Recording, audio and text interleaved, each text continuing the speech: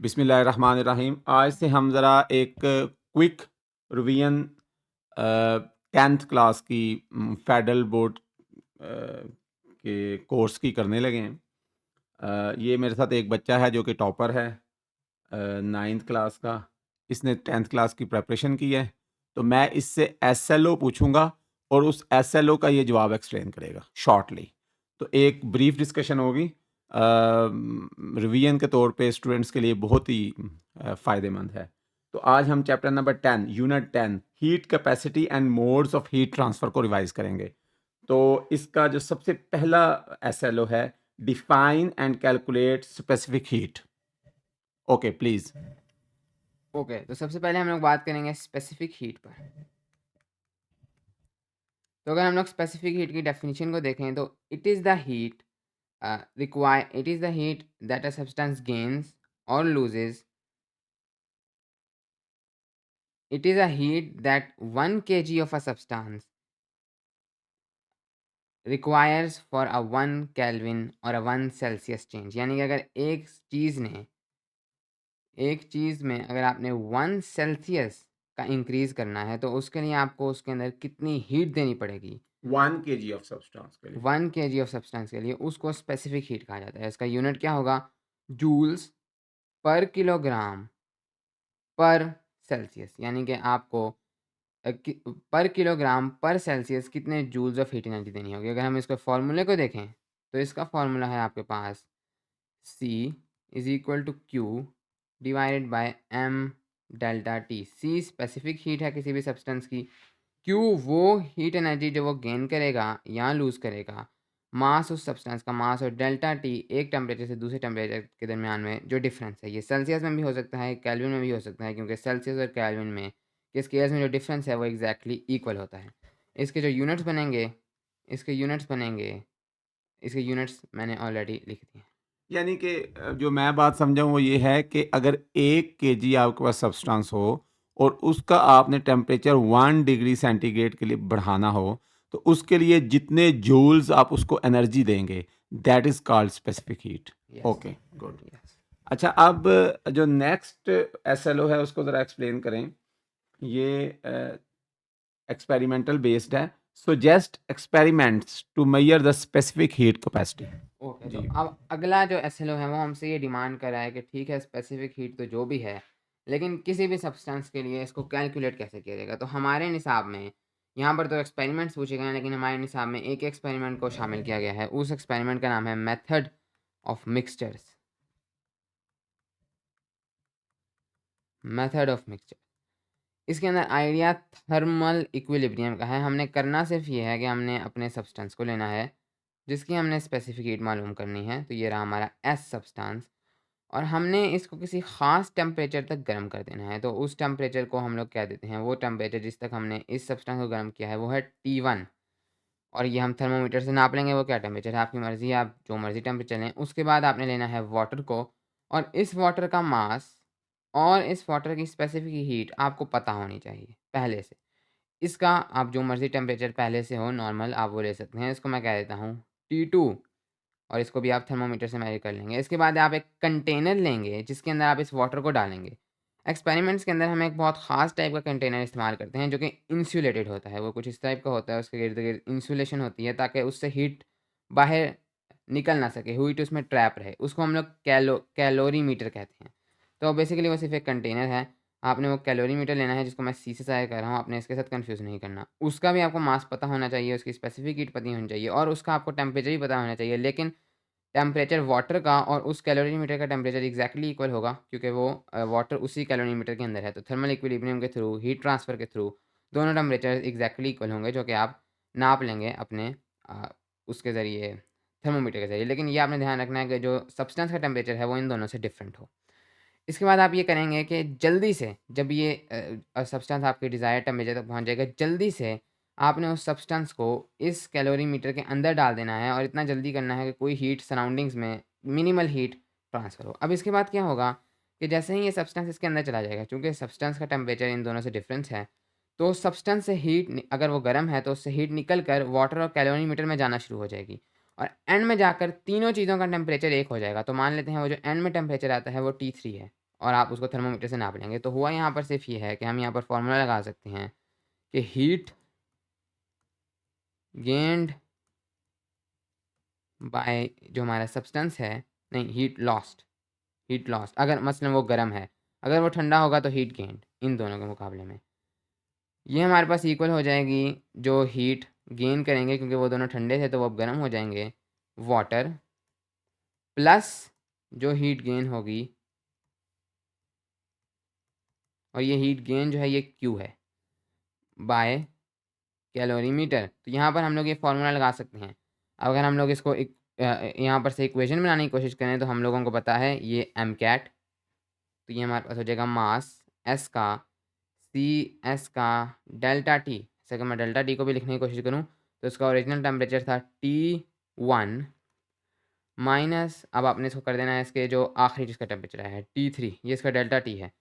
लेकिन आपने कोशिश करनी है कि आपके पास इधर आंसर पॉजिटिव आए ताकि आप एक जो एब्सोल्यूट टेम्परेचर है वो ले सकें।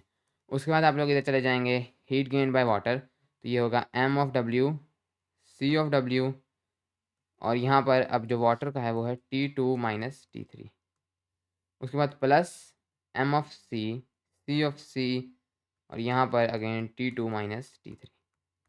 यहाँ पर अब आप देखें तो आपको ये भी पता है मास सॉलिड का आप निकाल सकते हैं, आपको ये भी पता होगा थर्मोमीटर के थ्रू आपको ये भी पता है, ये हमें पता होना चाहिए था, ये आपको पता होना चाहिए था। तो यहाँ से आप लोग अपने सब्सटेंस की स्पेसिफिक हीट निकाल लेंगे अगर वो सॉलिड है। तो अगर वो लिक्विड है तो बस आपने इसी इक्वेशन के अंदर एक ट्रिक ये लगानी है कि अब आप वाटर के बजाय वो जो आपका लिक्विड सब्सटेंस है उसको ले लेंगे, लेकिन अब जो आप सॉलिड सब्सटेंस लेंगे वो ऐसा हो जिसके बारे में आपको पहले से पता हो उसकी स्पेसिफिक हीट क्या है। तो यहाँ पर अब आपको इसके बारे में पता होगा लेकिन आपको इसके बारे में नहीं पता होगा, तो वो यहाँ पर आपके पास उस लिक्विड का आ जाएगा और आप यहाँ से वो उस लिक्विड की स्पेसिफिक हीट निकाल पाएंगे। Okay good. मैं दोबारा से रिमाइंड करवा दूं आप लोगों को कि ये क्लास स्पेशल अरेंज की गई है। ये जो बच्चा है इसका नाम साद उस्मान है और ये अपने स्कूल का टॉपर है 9th क्लास का। इसने भी 10th क्लास के कोर्स को प्रिपेयर कर लिया है और मैंने ये अरेंज किया आप लोगों के लिए, बच्चों के लिए क्विक रिवीजन।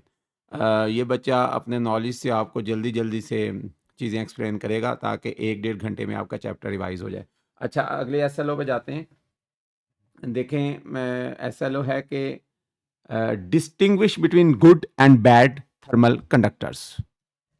ओके, तो अब हम लोग थोड़ा सा हीट ट्रांसफ़र की तरफ जा रहे हैं। अब हमारे पास हैं कंडक्टर्स, उनके अंदर गुड कंडक्टर्स और बैड कंडक्टर्स जिन्हें इंसुलेटर्स कहा जाता है। तो आइडिया बहुत ही सिंपल है, हमारे पास जो सब्सटेंसेस हैं वो हीट को ट्रांसफ़र करते हैं। जो भी सब्सटेंस होगा वो अगर यहाँ पर आप हीट अप्लाई करेंगे तो यहाँ से हीट को उस साइड पर वो ट्रांसफ़र कर देगा। तो हीट अप्लाई यहाँ पर होगी लेकिन वो इसको इंटरनली हीट को ट्रांसफ़र कर देगा, या इवन हीट को इंटरनली वो ट्रांसफ़र कर देगा। अब जो हीट सॉलिड्स के अंदर जो हीट इंटरनली ट्रांसफ़र होती है उसको कहा जाता है कंडक्शन, और यहीं से कंडक्टर्स और इंसुलेटर्स हैं यानी गुड कंडक्टर्स और बैड कंडक्टर्स। कुछ मटेरियल्स बहुत आसानी से एक जगह से दूसरी जगह पर हीट को ट्रांसफ़र कर देंगे यानी हीट को कंडक्ट कर देंगे, उनको हम लोग कहते हैं गुड कंडक्टर्स। लेकिन कुछ सब्सटेंसेस होंगे जो बहुत बुरे तरीके से और बहुत देर लगा के एक जगह से दूसरी जगह पर कंडक्ट करेंगे हीट को, उनको हम लोग कहते हैं बैड कंडक्टर्स या फिर इंसुलेटर्स। तो अब क्यों? तो मोस्टली जो गुड कंडक्टर्स हैं वो आपके पास मेटल्स होते हैं। होता ये है कि जो कंडक्शन है उसके लिए आपके जो एटम्स हैं वो टाइटली बाउंड होने चाहिए, आपके पास एक लैटिस स्ट्रक्चर होना चाहिए, और अगर आपके पास फ्री इलेक्ट्रॉन्स हैं तो और ज़्यादा चीज़ें आसान हो जाती हैं। अगर आपके पास टाइटली बाउंड एटम्स हैं तो एटम्स ज़्यादा आसानी से टकरा सकते हैं और इसी टकराव की वजह से एक जगह से दूसरी जगह पर हीट ट्रांसफ़र हो रही है। और अगर आपके पास फ्री इलेक्ट्रॉन हैं तो एक जगह पर फ्री इलेक्ट्रॉन्स एक्साइट होकर दूसरी जगह मूव करके वहाँ पर हीट को रिलीज़ कर सकते हैं। तो इस तरीके से कंडक्शन आसानी से हो सकती है। तो ये मेटल्स इन दोनों चीज़ों को मुकम्मल करते हैं, इसलिए वो गुड कंडक्टर्स हैं। लेकिन दूसरी जगह पर आपके पास कुछ मटेरियल्स हैं जैसे कि नॉन मेटल्स या मसलन प्लास्टिक। तो ये जो मेटल्स हैं इनके अंदर नंबर 1 आपके पास उतने गुड तरह से ये ब्रिटल होते हैं, उतने टाइटली बाउंड आपके पास एटम्स नहीं है, और दूसरा आपके पास फ्री इलेक्ट्रॉन्स भी नहीं है। तो उस तरह से आपके पास हीट कंडक्ट नहीं हो सकती, और ये बैड कंडक्टर्स ऑफ हीट हैं, और इनको आपने इलेक्ट्रिसिटी के कंडक्टर से कन्फ्यूज़ नहीं करना। तो इनको हम लोग इंसुलेटर्स भी कहते हैं। कंडक्टर्स बहुत जल्दी गर्म हो जाते हैं, इंसुलेटर बहुत देर में गर्म होंगे। Okay, very good. अब अगले SLO की तरफ जाते हैं। Explain thermal conduction in all solids. तो ये मैंने तकरीबन कुछ तो पहले ही एक्सप्लेन कर दिया है, लेकिन अब वो कह रहे हैं कि आप कंडक्शन को एक्सप्लेन करें। एसएलओस थोड़ी सी गड़बड़ है, पहले कंडक्शन होना चाहिए था, फिर कंडक्टर्स और इंसुलेटर्स होने चाहिए थे। लेकिन एनीवेज तो यहाँ पर वही चीज़ है, लेकिन अब मैं थोड़ा सा फिगर के थ्रू एक्सप्लेन करूँगा। आपके पास एटम्स हैं जिनका लैटिस है, वो इस तरीके से होते हैं आपके पास टाइटली पैक्ड। सॉलिड के थ्रू कंडक्शन होती है, लिक्विड्स और गैसेस में भी है, उनके अंदर भी एटम्स टकराते हैं, लेकिन वो बहुत मिनिमल है और आमतौर पर कंडक्शन सॉलिड में ही, इसलिए एसएलओ भी सॉलिड्स में डिपेंड करा है। हालांकि कंडक्शन गैसेस और लिक्विड में भी होती है। और यहाँ पर मान लेते हैं ये मेटल है, तो आपके पास कुछ फ्री इलेक्ट्रॉन्स भी होंगे, तो ये कुछ फ्री इलेक्ट्रॉन्स हैं। अगर ये नॉन मेटल है तो उसमें ये फ्री इलेक्ट्रॉन्स नहीं होंगे।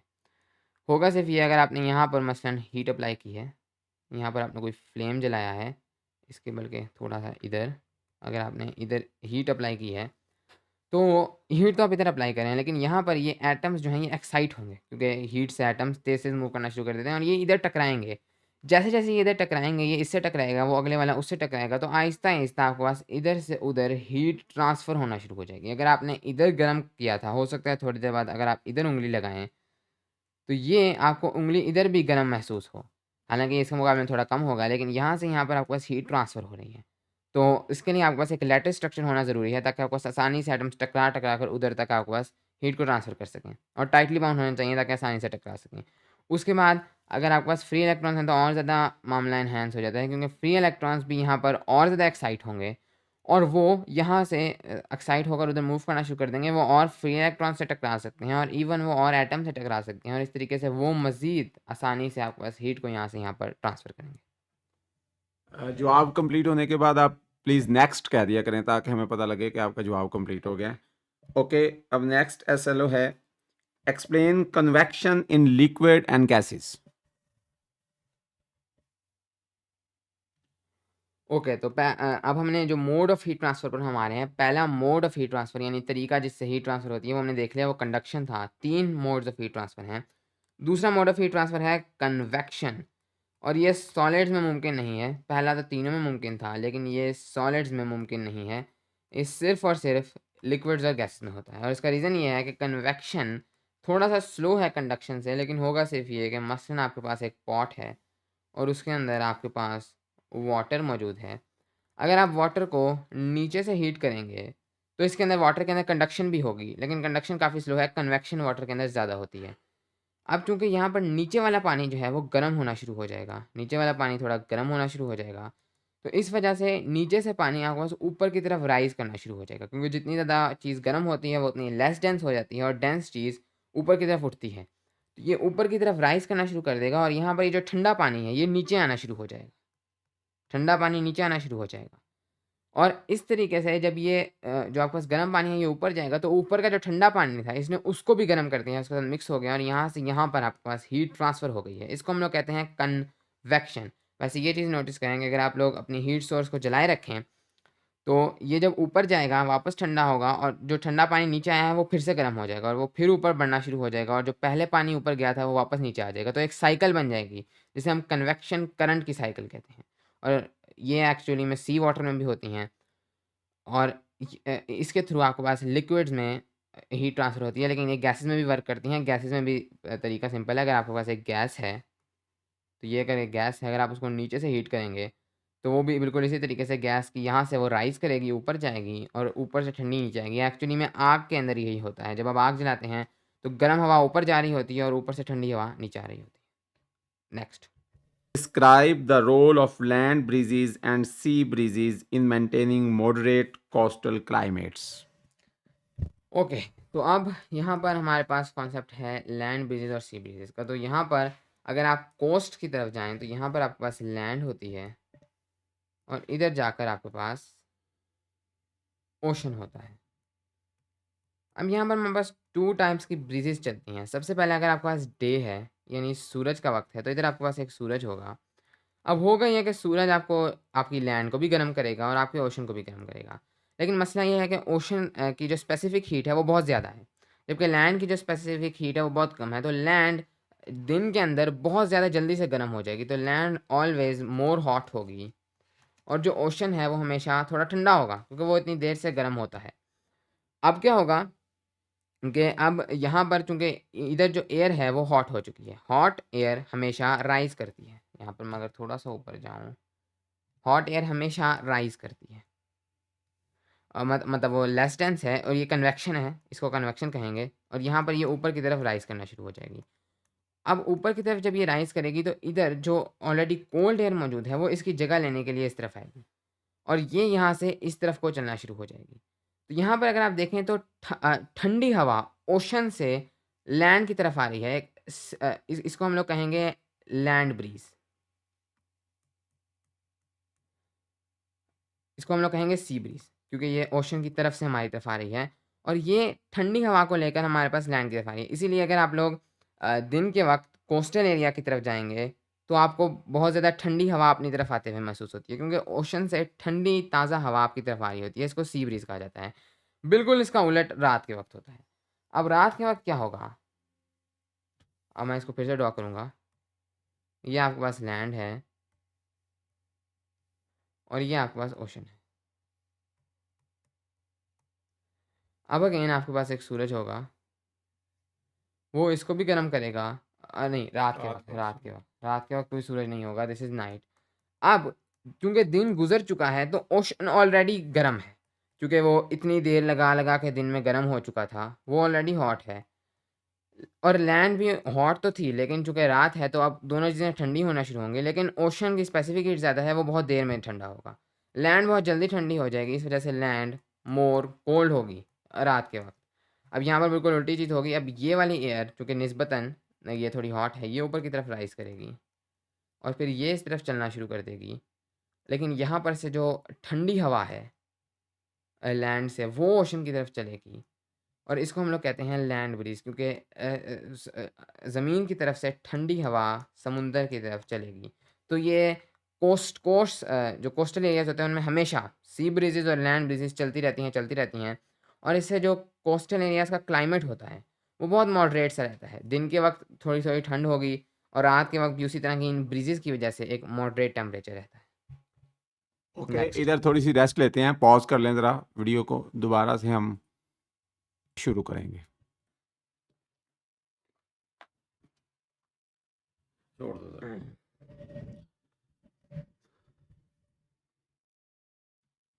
Okay, explain convection in sea water to support marine life.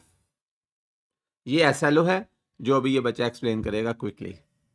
Okay, तो अब हमारे पास एसएलओ है कि कैसे कन्वेक्शन हमारे पास सी वाटर में इस्तेमाल होती है मरीन लाइफ को सपोर्ट करने में। तो होता सिर्फ ये है कि हमारे पास ये लैंड है, ये हमारे पास कोस्ट्स हैं और इसके साथ साथ हमारे पास यहाँ पर ओशंस हैं और सी है एक किस्म का। दिस इज सी और इसको मैं थोड़ा सा बढ़ाने की कोशिश करूँगा।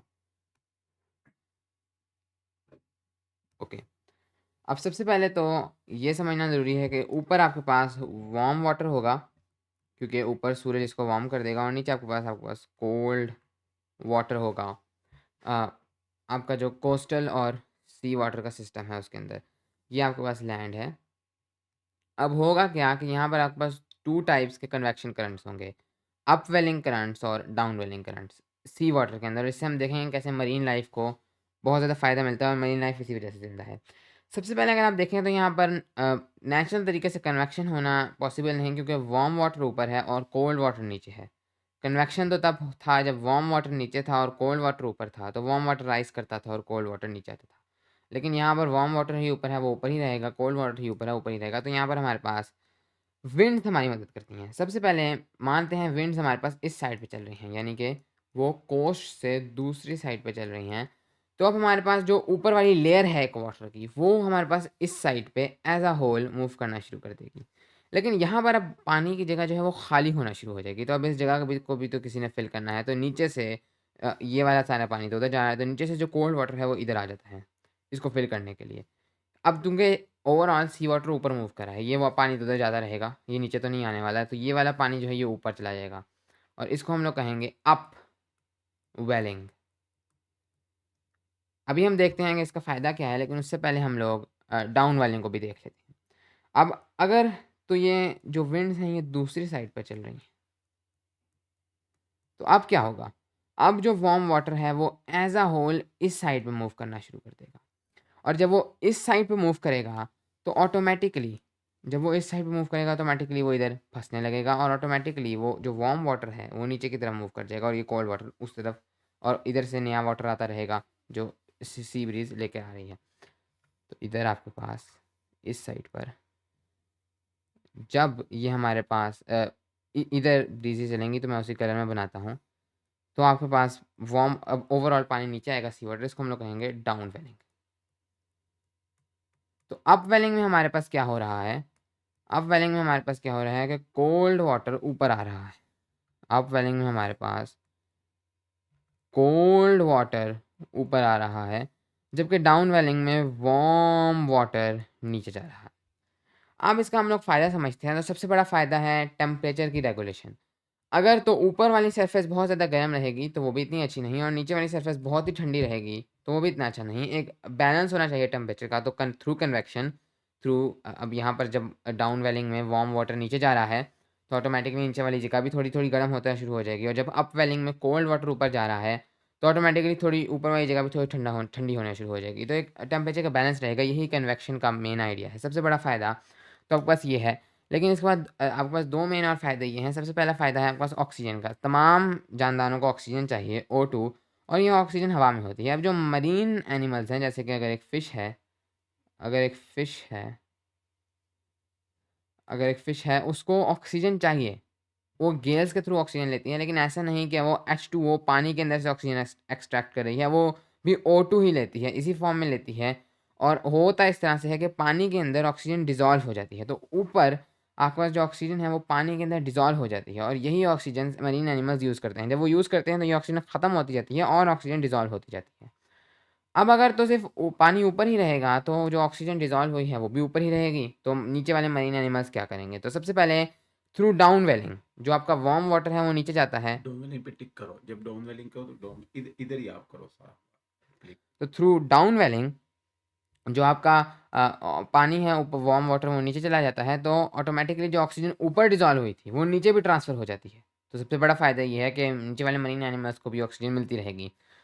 नंबर 2 ये कि जो नीचे वाला समुद्र की गहराइयों में पानी होता है ये न्यूट्रिएंट रिच होता है। Nutrient rich.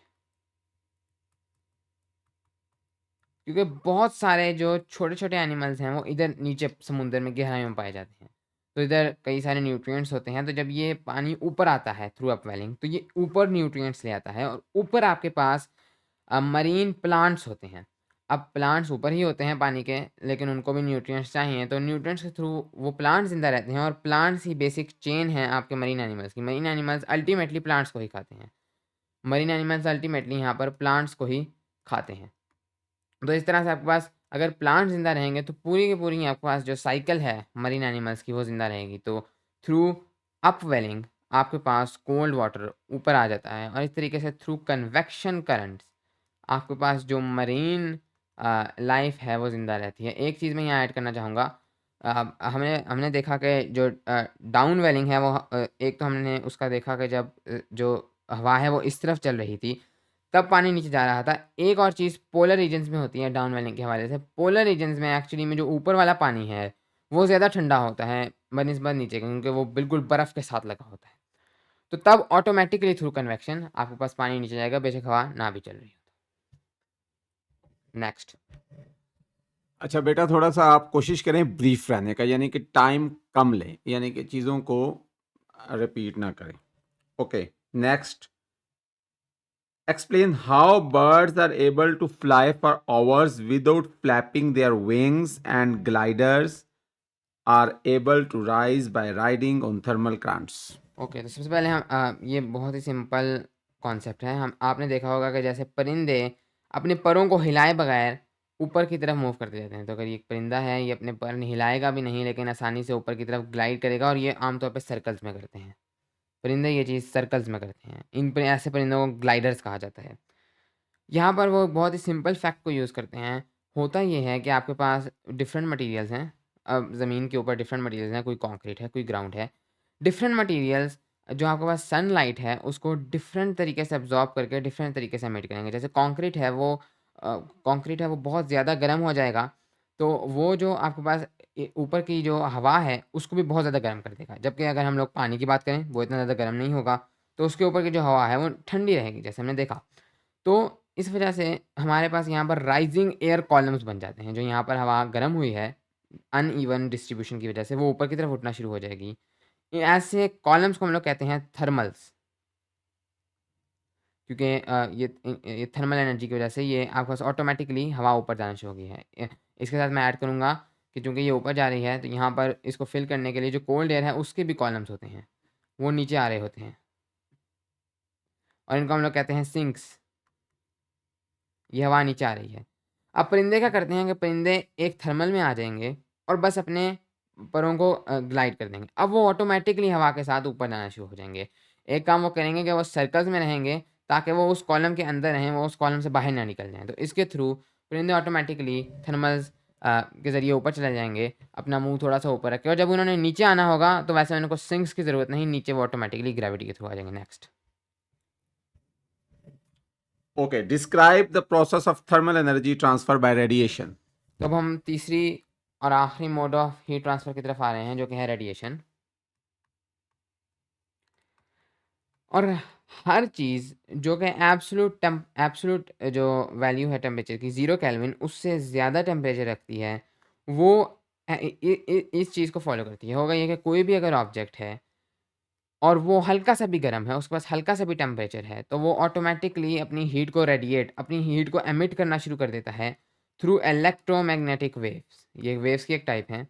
और रेडिएशन का ये फ़ायदा है कि ये वैक्यूम के थ्रू भी ट्रैवल करती है। ये सिर्फ़ एक वेव्स हैं जो कि हीट एनर्जी को लेके जा रहे होते हैं। और ऑब्जेक्ट्स हर वक़्त, हर बंदा जिसके पास कोई भी टेम्परेचर है, वो हर वक़्त रेडिएट कर रहा होता है। लेकिन अगर किसी चीज़ का टेम्परेचर गिर रहा है, अगर किसी चीज़ का टेम्परेचर गिरा है, यानी कि वो ठंडा हो रहा है, वो कूल डाउन हो रहा है, इसका मतलब वो रेडिएशन ज़्यादा कर रहा है। लेकिन अगर कोई चीज़ वार्म हो रही है, उसका मतलब ये है कि वो रेडिएशन तो कर रही है, रेडिएशन वो हमेशा करती रहेगी, लेकिन इसी के साथ-साथ हर ऑब्जेक्ट एब्ज़ॉर्प्शन भी करता है। जो दूसरे ऑब्जेक्ट्स ने जो रेडिएट किया है, उसको एब्ज़ॉर्ब भी करता है। तो अगर कोई चीज़ वार्म हो रही है, इसका मतलब वो रेडिएट तो कर रही है, लेकिन एब्ज़ॉर्प्शन ज़्यादा है, इसलिए वो वार्म हो रही है। और अगर कोई चीज़ स्टेबल है, तो उसकी एब्ज़ॉर्प्शन और रेडिएशन, उसका टेम्परेचर स्टेबल है, उसकी एब्ज़ॉर्प्शन और रेडिएशन एग्ज़ैक्टली सेम है। और ये तीसरा मोड है हीट ट्रांसफ़र का, जैसे अगर आप आग के थोड़ा-सा दूर खड़े हों, आग से ही इलेक्ट्रोमैग्नेटिक वेव्स आप तक पहुँचती हैं और आपको गर्मी महसूस होती है। इसको हम लोग रेडिएशन कहते हैं। Next. Describe the effect of surface color and texture on the emission, absorption, and reflection of infrared radiation. Okay, तो अब हमारा अगला SLO है किसके बारे में? हाँ, सरफेस हमारा अगला Color SLO and है। texture on emission, absorption, and reflection of infrared radiation. तो अभी हमने बात की रेडिएशन की। अब जैसे मैंने बात की थी कि हर ऑब्जेक्ट कुछ ना कुछ रेडिएट करता है और कुछ ना कुछ एब्ज़ॉर्ब करता है। जो हमारे पास किसी भी ऑब्जेक्ट का कलर है और उसका जो टेक्सचर है, वो डिसाइड करता है कि वो कितनी रेडिएशन करेगा और कितनी एमिशन करेगा। हमारे पास जो बहुत ज़्यादा हमारे पास जो बहुत ज़्यादा ब्लैक और डल किस्म के कलर्स होते हैं, वो आपके पास जो रेडिएशन है, वो बहुत ज़्यादा करते हैं। यानी कि वो सबसे ज़्यादा हीट को रेडिएट करते हैं, और इसी के साथ-साथ वो एब्ज़ॉर्प्शन भी बहुत ज़्यादा करते हैं। जो ज़्यादा रेडिएशन करेंगे, वो ज़्यादा एब्ज़ॉर्प्शन भी करेंगे, हाई एब्ज़ॉर्प्शन। जबकि इसके अलावा आपके पास जो दूसरे टाइप ऑफ कलर्स हैं, आपके पास जो दूसरे कलर्स हैं आपके पास जो दूसरे कलर्स हैं, जो कि हैं लाइट कलर्स, वो आपके पास लो रेडिएशन और इसी तरीके से लो एब्ज़ॉर्प्शन करेंगे। और इसी तरीके से आपके पास जो ब्लैक और डल कलर किस्म के कलर्स हैं, वो रेडिएशन को बहुत सी चीज़ें रिफ्लेक्ट भी करती हैं, यानी कि कोई जो रेडिएशन आ रही थी उसको रिफ्लेक्ट ही कर दिया, उसको एब्ज़ॉर्ब नहीं किया। तो जो ब्लैक और डल आपके पास कलर्स हैं, वो आपके पास लो रिफ्लेक्शन करेंगे। लेकिन आपके पास जो शाइनी कलर्स हैं और जो थोड़े लाइट कलर्स हैं, वो आपके पास हाई रिफ्लेक्शन करेंगे। इसीलिए जब आप गर्म कपड़े अगर आप ब्लैक कपड़े पहनेंगे, तो आप बहुत जल्दी गर्म हो जाते हैं, क्योंकि वो एब्ज़ॉर्प्शन ज़्यादा कर रहे हैं। और इसी तरीके से अगर आप वाइट कपड़े पहनेंगे, तो वो थोड़े ठंडे रहते हैं, क्योंकि वो एब्ज़ॉर्प्शन कम कर रहे हैं। वो रेडिएशन भी कर रहे हैं, लेकिन चूँकि बाहर का टेम्परेचर ही ज़्यादा है, तो रेडिएशन मैटर नहीं करेगी। और इसी तरीके से टेक्सचर भी मैटर करता है। जो रफ़ सब्सटेंसेस हैं वो बिल्कुल ब्लैक और डल की तरह हैं, वो आपके पास हाई रेडिएशन और हाई एब्जॉर्प्शन करेंगे। और इसी तरीके से आपके पास जो स्मूथ और शाइनी मटेरियल्स हैं वो आपके पास लो रिफ्लेक्शन और लो रेडिएशन और लो एब्जॉर्प्शन करेंगे और हाई रिफ्लेक्शन करेंगे। Justify qualitatively how the rate of emission of radiation depends on the surface temperature and surface area of an object. तो जैसे मैंने बताया हम लोग 2 और फैक्टर्स को देखने लगे हैं, सरफेस एरिया और टेम्परेचर कि उनका रेडिएशन पे क्या इफ़ेक्ट है। सिंपल सबसे पहले हम लोग सरफेस एरिया को देखते हैं। तो हमारे पास 2 ऑब्जेक्ट्स हैं और एक थोड़ा-सा बड़ा ऑब्जेक्ट है। तो ज़ाहिर-सी बात है जिसका सरफेस एरिया ज़्यादा है वो उतनी ही ज़्यादा रेडिएशन करेगा, उसके पास जगह ही ज़्यादा है रेडिएशन करने की। अगर ये रेडिएशन हो रही है Radiate करने. रेडिएट करने की, तो अगर ये रेडिएशन हो रही है तो यहाँ पर ऑटोमेटिकली रेडिएशन आपके पास ज़्यादा हो जाएगी। तो surface area is directly proportional to radiation.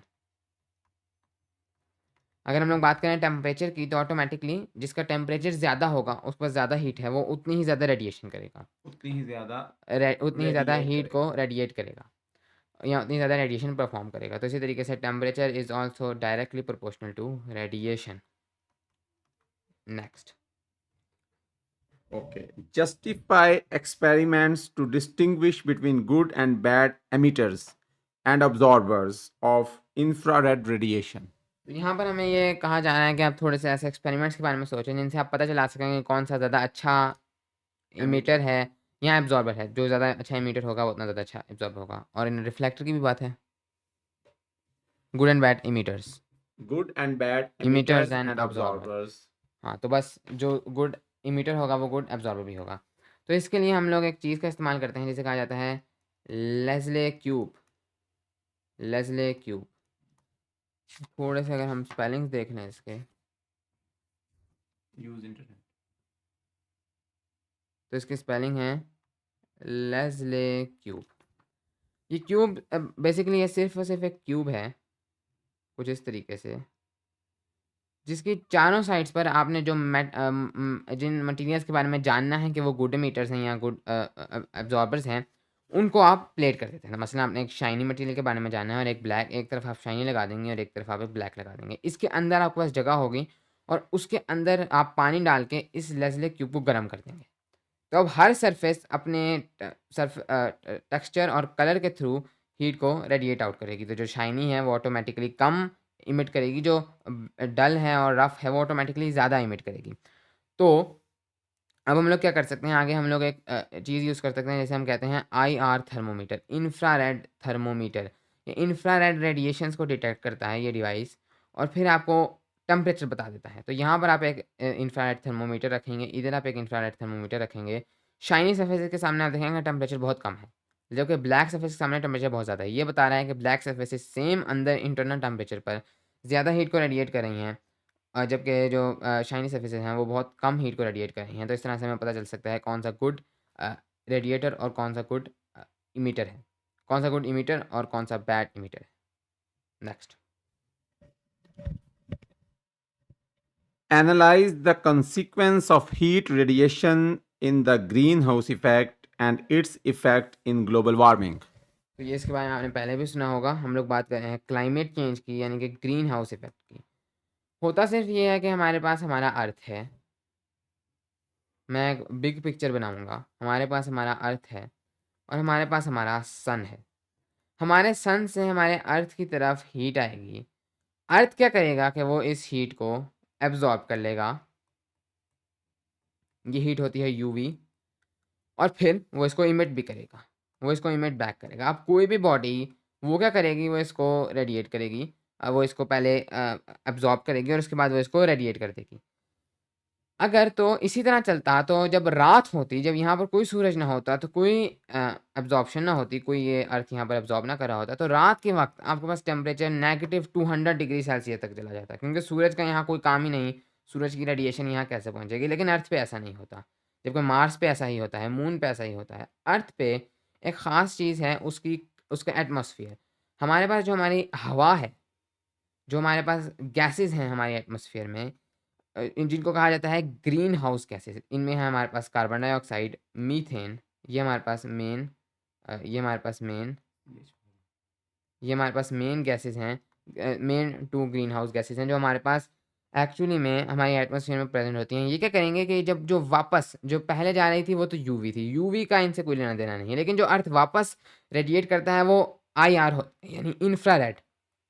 तो ये जो अर्थ वापस रेडिएट करेगा वो इसको ब्लॉक कर देती हैं और इसको एब्जॉर्ब करके वो चारों तरफ वापस रेडिएट कर देती हैं। कुछ बहुत थोड़ी सी तो स्पेस में एस्केप हो जाएगी, लेकिन मेजर वापस आ जाएगी और इस तरीके से हीट अंदर ही ट्रैप हो गई है। तो जब रात के वक्त हम जाएंगे तो वो जो दिन से हीट ट्रैप थी, काफ़ी हद तक वो वही हीट रहती है, इसलिए रात के वक्त भी हमारा जो टेम्परेचर है वो स्टेबल रहता है। तो इधर मसलन नाइट है और इधर आपके पास डे है। इसको हम लोग कहते हैं ग्रीन हाउस इफेक्ट, इसको हम लोग कहते हैं ग्रीन हाउस इफ़ेक्ट। और ये हमारे लिए बहुत ज़रूरी है, ग्रीन हाउस गैसेज़ से हो रहा है, क्योंकि वरना इसके बगैर हमारे पास रात के वक्त टेम्परेचर बहुत ही कम होता है। लेकिन अब मसला ये है कि हमारी एक्टिविटीज़ ने जो ग्रीन हाउस गैसेज़ की क्वांटिटी है हमारी एटमॉस्फेयर में वो बहुत ज़्यादा बढ़ा दी है। हमने ऐसी चीज़ें जलाई, कोल वगैरह जलाया, जिससे हमारे पास जैसे फॉसिल फ्यूल्स हमने जलाए, जिससे हमारे पास जो कार्बन डाइऑक्साइड और मीथेन है वो हमारे पास एटमॉस्फेयर में बहुत ज़्यादा हो गई हैं। इस वजह से हमारे पास ऑटोमेटिकली ग्रीन हाउस इफ़ेक्ट भी बढ़ गया है। अब हमें ग्रीन हाउस इफ़ेक्ट चाहिए, लेकिन इतना ज़्यादा नहीं चाहिए कि वो हमारे लिए मुसीबत बना दे। अब चूँकि वो ग्रीन हाउस इफ़ेक्ट बढ़ गया है तो ऑटोमेटिकली जो हमारे पास अर्थ का एवरेज टेम्परेचर है वो बढ़ना शुरू हो जाएगा। अभी 15 डिग्री सेल्सियस है, लेकिन ये बढ़ता चला जा रहा है और इससे हमारे पास ग्लोबल वार्मिंग होगी, हमारा पूरा ग्लोब गर्म होना शुरू हो जाएगा और हमारे पास क्लाइमेट चेंज होगी। तो मैं दोबारा रिपीट कर रहा हूँ, ग्रीन हाउस इफ़ेक्ट की हमें ज़रूरत है, लेकिन हम इसको बढ़ा रहे हैं, एनहांस्ड ग्रीन हाउस इफेक्ट हो रहा है, जो क्लाइमेट चेंज का बायस बन रहा है और वो हमें नहीं चाहिए और ये हमारी एक्टिविटीज़ की वजह से हो रहा है। नेक्स्ट। थोड़ी देर के लिए पॉज कर लें वीडियो और थोड़ी रेस्ट कर लेते हैं, दोबारा हम ज्वाइन करते हैं। ओके, नेक्स्ट SLO की तरफ आते हैं जी। Analyse everyday applications of conduction, convection and radiation, please. तो यहाँ पर यही कहा जा रहा है कि जो हमने 3 मोड्स ऑफ हीट ट्रांसफ़र पढ़े हैं, कंडक्शन, कन्वेक्शन और रेडिएशन। मैं यहाँ पर उनको फिर से लिखता हूँ, कंडक्शन,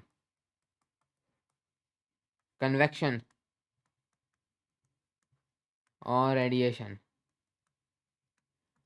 सिर्फ इनकी हमने कुछ डेली लाइफ एग्जांपल्स को देखना है। कंडक्शन की डेली लाइफ एग्जांपल्स तो सबसे बेहतर एग्जांपल है आपके पास किचन के अंदर जो आपके पास कुकिंग पैन्स होते हैं, वो आपके पास हमेशा मेटल्स के बनाए जाते हैं।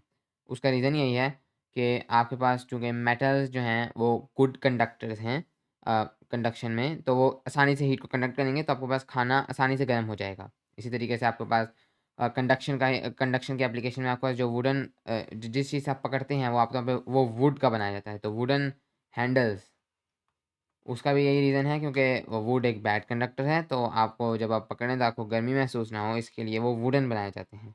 इसी तरीके से अगर हम कन्वेक्शन पे आएँ तो कन्वेक्शन की एक बहुत बेस्ट एग्जांपल है आपके पास जो आपका एयर कंडीशनर होता है।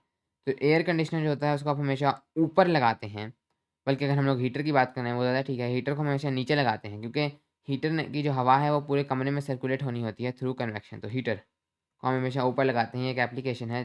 क्योंकि हीटर को हम हमेशा नीचे इसलिए लगाते हैं क्योंकि हमें कन्वेक्शन के लिए नीचे गर्म चीज़ चाहिए और ऊपर ठंडी चीज़ चाहिए। अगर ऊपर गर्म होगी और नीचे ठंडी तो फिर काम नहीं करेगा।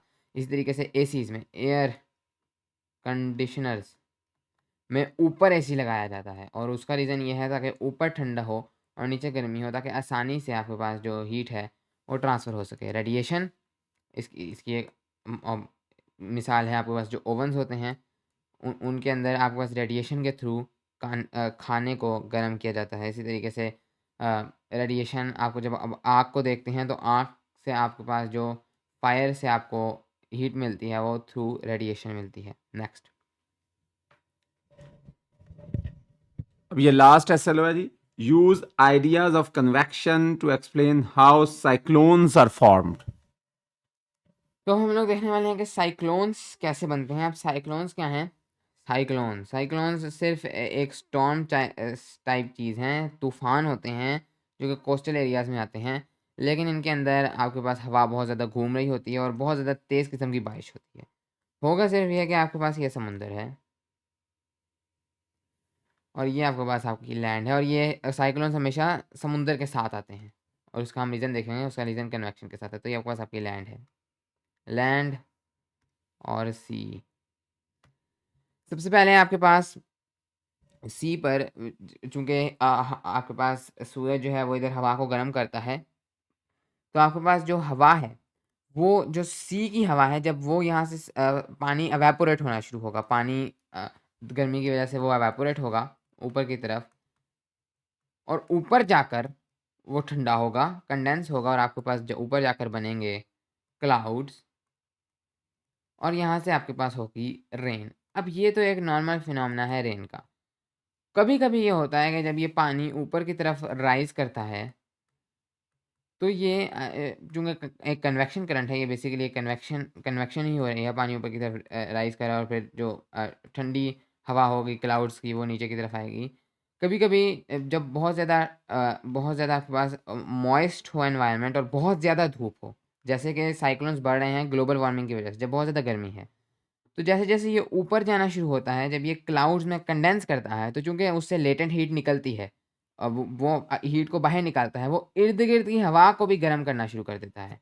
और चूँकि वो और ज़्यादा हवा गर्म होती है, तो मज़ीद एवापोरेशन शुरू होती है, और इस तरीके से ये प्रोसेस शुरू होता जाता है, और आपके पास जो आपकी नॉर्मल रेन है, वो बहुत ज़्यादा एनॉर्मस रेन में बदल जाती है, जिसको हम एक साइक्लोन यानी कि एक तूफ़ान कहते हैं, एक स्टॉर्म कहते हैं। और इस तरीके से वो अक्सर घूमते हुए जो है वो तूफ़ान बन जाते हैं, और इस तरीके से बहुत ज़्यादा आपके पास अल्ट्रा ज़्यादा आपके पास रेन होगी लैंड पर, और ये एक्सट्रीम इवेंट है जो कि ग्लोबल वार्मिंग से ज़्यादा मुतासिर हो रहा है। नेक्स्ट। अच्छा, इसके बाद जो लास्ट 2 एसएलओज़ हैं, जिनमें है explain how global warming contributes to extreme weather events, ये फॉर्मेटिव हो चुका है। ये आखिरी फॉर्मेटिव है। ओके, तो ये भी समेटिव है, तो इसमें इसको भी ये एक्सप्लेन करेंगे। Explain how global warming contributes to extreme weather events.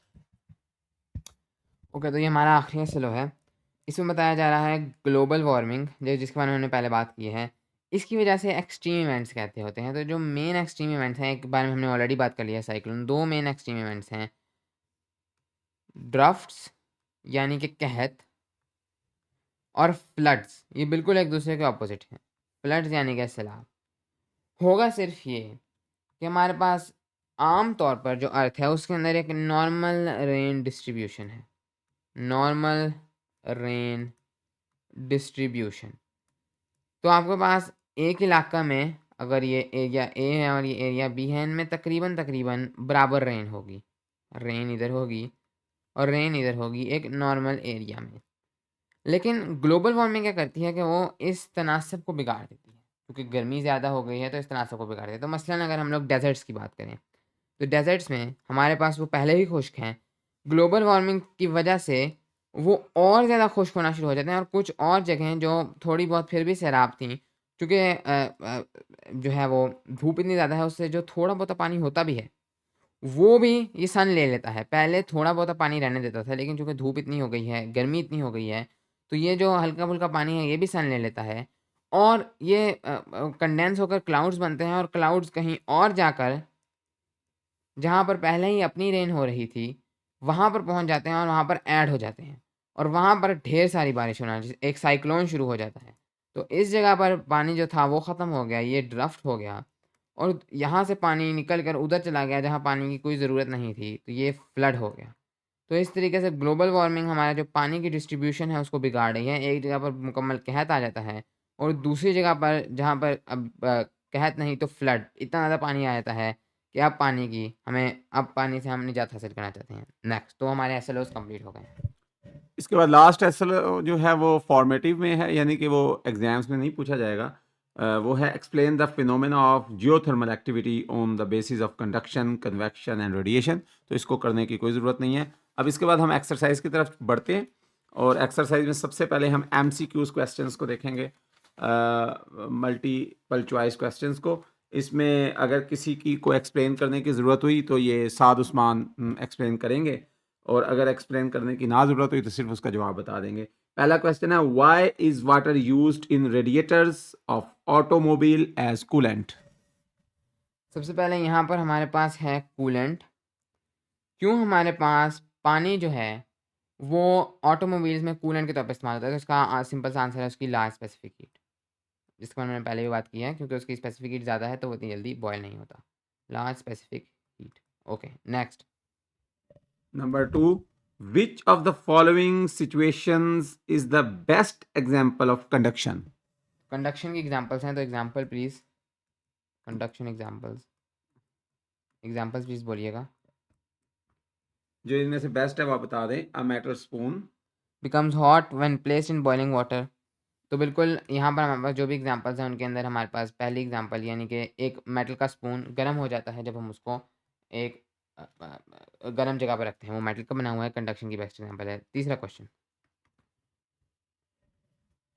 which combination of heat transfer methods would be dominant when you place your hand near but not touching a fire? Just जो answer है वो आप explain तो यहाँ पर simple सा answer है आपके पास रेडिएशन और कन्वेक्शन। जब आप अपना हाथ आँख के करीब लेके जाते हैं तो वहाँ से आपको रेडिएशन के थ्रू भी मिल रही होती है और हवा भी ऊपर राइज कर रही है गर्म, वो कन्वेक्शन है, उसके थ्रू भी मिल रही होती है।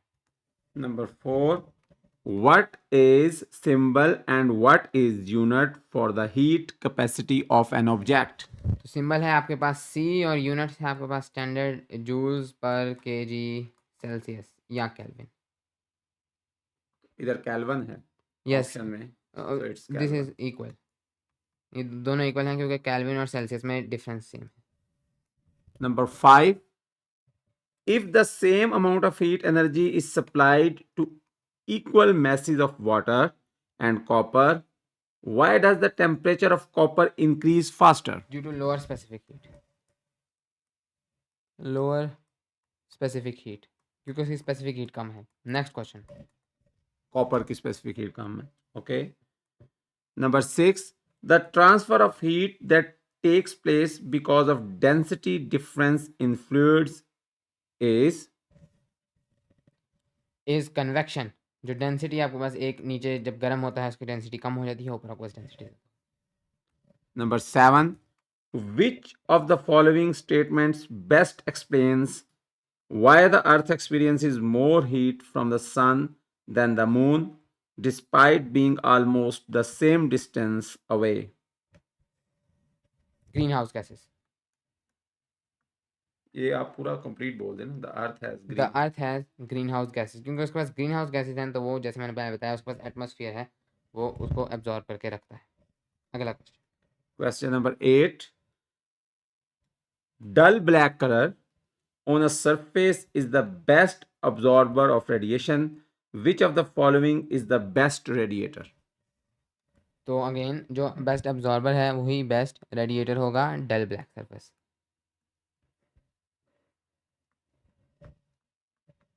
नेक्स्ट, मेरे ख्याल में लिखने की जरूरत नहीं है, अगर आप बोल भी दें तो काफी है। Question number 9, how does the enhanced greenhouse effect contribute to global warming? तो वो आपके पास heat, it traps more heat in the earth's atmosphere raising global temperatures. तो वो आपके पास हीट को ट्रैप कर लेता है, traps heat. Number 10, what is the primary driving force behind the movement of tectonic plates? So this is formative.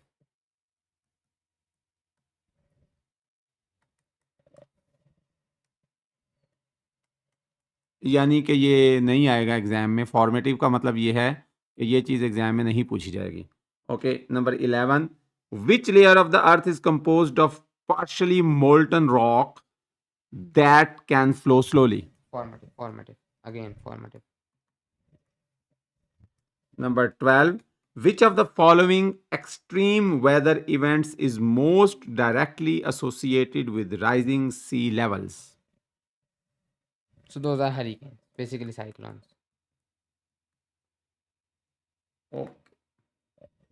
Okay, constructed response questions की तरफ चलते हैं। नंबर 1 है follow the directions to respond to the following questions. Question number 1, the AI generated image illustrates global warming caused by the greenhouse effect and its impact on climate change. It shows how rising temperature due to the greenhouse effect led to more frequent and intense heat waves and hurricanes. It shows How rising temperatures due to the greenhouse effect led to more frequent and intense heat waves and hurricanes? Answer the following questions considering the concepts mentioned above. Question number A. How do increased temperatures lead to more frequent heat waves in cities? तो यहाँ पर वो ये पूछना चाह रहे हैं कि ज़्यादा टेम्परेचर से हमारे पास क्यों ज़्यादा हीट वेव्स आती हैं सिटीज़ में। तो आंसर बहुत ही सिंपल है, जब आपके पास टेम्परेचर ज़्यादा होगा तो ऑटोमेटिकली आपके पास जो हीट की वेव्स हैं वो ज़्यादा आएंगी।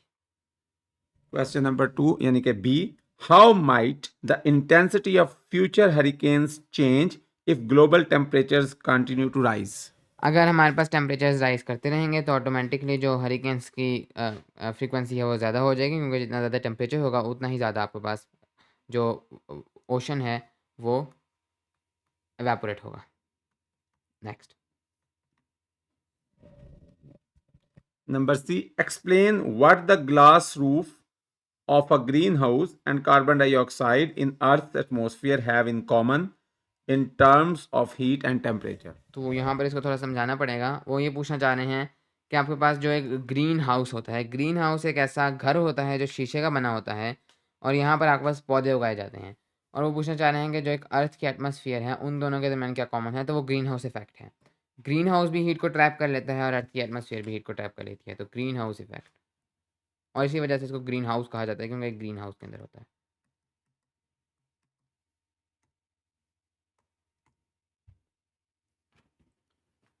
अच्छा, next question है जी. This table shows the temperature of 10 gram of water and 10 gram of iron after being in direct sunlight for up to 60 minutes.